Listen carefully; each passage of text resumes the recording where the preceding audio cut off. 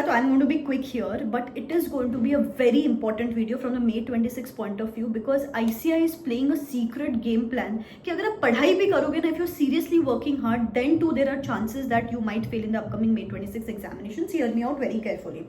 बेटा सी, ध्यान से सुनना, एंड तक सुनना, everything is linked.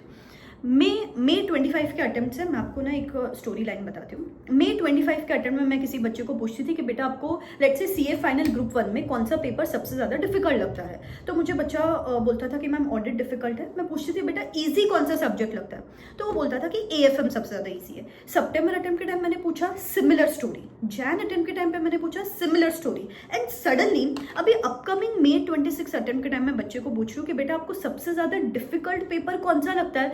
That kid is saying me ma'am हमको AFM सबसे ज्यादा डिफिकल्ट लगता है. जो पेपर अभी तक सबसे ज्यादा इजी लग रहा था, वो सडनली बच्चे को लग रहा है कि मैम ये पेपर ना मेरा सबसे ज्यादा डिफिकल्ट मुझे लगता है. I am coming to the point, hear me out. एक इंटर का भी एग्जाम्पल देती हूँ मैं CA इंटर लेट से ग्रुप 2 के बच्चे को पूछती थी कि बेटा आपको सबसे ज्यादा डिफिकल्ट पेपर कौन सा लगता है, सबसे ज्यादा इजी पेपर कौन सा लगता है. तो बच्चा मुझे बोलता था मैम कॉस्टिंग मुझे बहुत इजी लगता है, ऑडिट मुझे सबसे ज्यादा डिफिकल्ट लगता है. एंड सडनली अपकमिंग अटेम्प्ट के पहले मैं बच्चे को पूछती हूँ उनका टाइम टेबल बनाने के पहले कि आपको सबसे ज्यादा इजी सब्जेक्ट कौन सा लगता है, डिफिकल्ट सब्जेक्ट, उस हिसाब से उनका टाइम टेबल बनाती हूँ. तो अभी बच्चा मुझे क्या बोल रहा है कि मुझे ना कॉस्टिंग सबसे ज्यादा डिफिकल्ट लग रहा है. आप सोच रहे हो अभी तक जो सबसे ज्यादा इजी सब्जेक्ट्स लग रहे थे, वो सडनली ही सब्जेक्ट्स बच्चों को सबसे ज्यादा डिफिकल्ट लग रहे हैं. सडनली ऐसा क्या हो गया यार, सिलेबस में तो कोई चेंज नहीं हुआ है, ऐसा तो 2 महीने में कुछ और रॉकेट साइंस चीजें नहीं हुई है. तो सडनली बच्चों का पॉइंट ऑफ व्यू क्यों चेंज हुआ है पता है? बिकॉज ICI ना हवा का रुख बदलता है काफी बार. ICI is playing this delusion game with you. What is this delusion game? अभी तक बच्चे को अगर मैं आपको ग्राफ बताऊं एक स्टूडेंट के मार्कशीट का, AFM में मिले 57 marks, 58 marks, and suddenly January attempt के मैं आपको मार्क्स बताऊं उसी स्टूडेंट के जिसको लास्ट अटेम्प्ट के टाइम पे 58 मार्क्स मिले, सडनली उस स्टूडेंट को मिलते हैं 38 मार्क्स.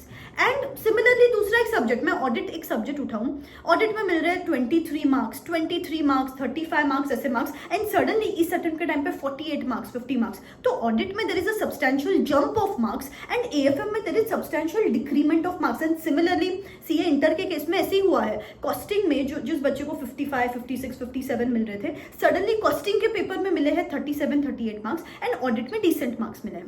तो ऐसा क्या हो गया? बच्चों की कैपेबिलिटी में तो कोई चेंज नहीं हुआ है, बच्चों के कैलिबर में तो चेंज नहीं हुआ है, लेकिन ICI ना एक डिल्यूजन बना रहा है बच्चों के अंदर कि मुझे ना ऑडिट शायद आता है, ऑडिट में मुझे रिसेंट अटेम्प्ट में अच्छे मार्क्स मिले हैं. इतने सारे बच्चे मुझे ऑलरेडी बोल भी रहे कि मैम मुझे ना शायद ऑडिट आता है, मुझे ना इस बार शायद ज्यादा AFM पे काम करने की जरूरत है. अभी ना आप एनालॉजी समझो बेटा. लास्ट अटेम्प्ट जनवरी अटेम्प्ट के टाइम पे मैं बच्चों को बोल बोल के थक जाती थी बेटा AFM को don't take it for granted, लेकिन उनको लगता था मैम मार्क्स मिल रहे हैं ना, इस सब्जेक्ट को पढ़ेगा कौन, मैं दूसरे 2 सब्जेक्ट्स की पढ़ाई करती हूँ. लेकिन सडनली आज मैं बच्चे को पूछ रही हूँ तो बोलते कि हाँ मैम मुझे ना शायद कॉन्सेप्ट में प्रॉब्लम है, मुझे ना शायद प्रैक्टिस में प्रॉब्लम है, मुझे ना शायद फॉरेक्स डेरिवेटिव समझ में नहीं आता. Similarly CA intermediate all students also same with the same thing. क्योंकि बेटा पता है रियल रीजन क्या हुआ है? आज तक लास्ट 3 अटेम्प्ट से AFM के पेपर्स ईजी आ रहे थे, तो ICI ने आपको फूल बना दिया कि AFM आपको आता है. वेराज आपके कॉन्सेप्ट में प्रॉब्लम होगी, आपके प्रैक्टिस में प्रॉब्लम होगी, आपने नहीं किए होंगे पेपर सॉल्व, आपने नहीं किया होगा थियरी, आपने नहीं किए होंगे MCQs, but you got fooled by that marksheet, you got fooled bye those marks. And इसीलिए जैन अटेम्प्ट के टाइम पे आपको मार्क्स नहीं मिले, क्योंकि 10% स्टूडेंट ऐसे भी है जिनको 60+ मार्क्स मिले हैं, क्योंकि उन्होंने एक्चुअली प्रिपरेशन पे ध्यान दिया rather than just looking at their marks. They actually focused upon concepts, they actually focused upon practice, they actually solved the papers. And इस अटेम्प्ट के टाइम पे बच्चे प्लीज सेम गलती मत करो.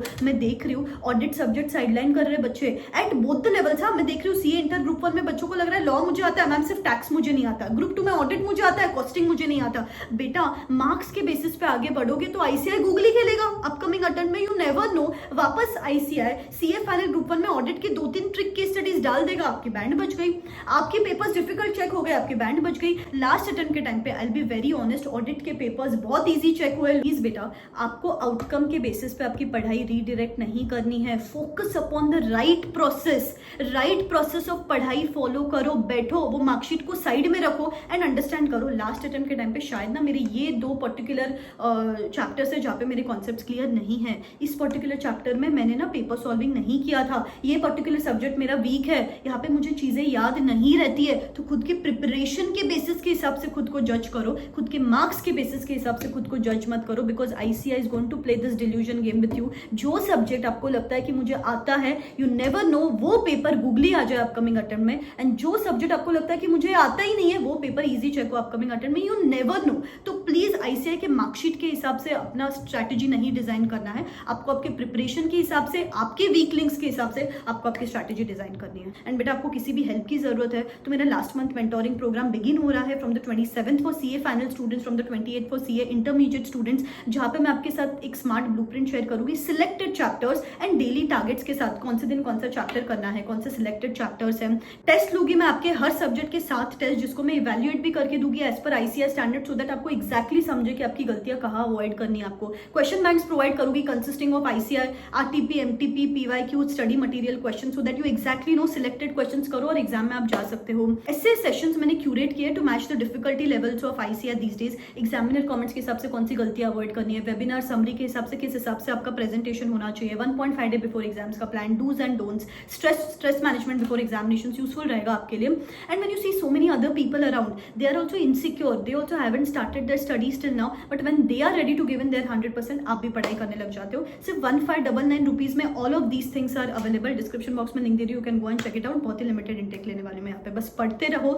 This time we have to clear the upcoming examinations. All the best, bye bye, take care.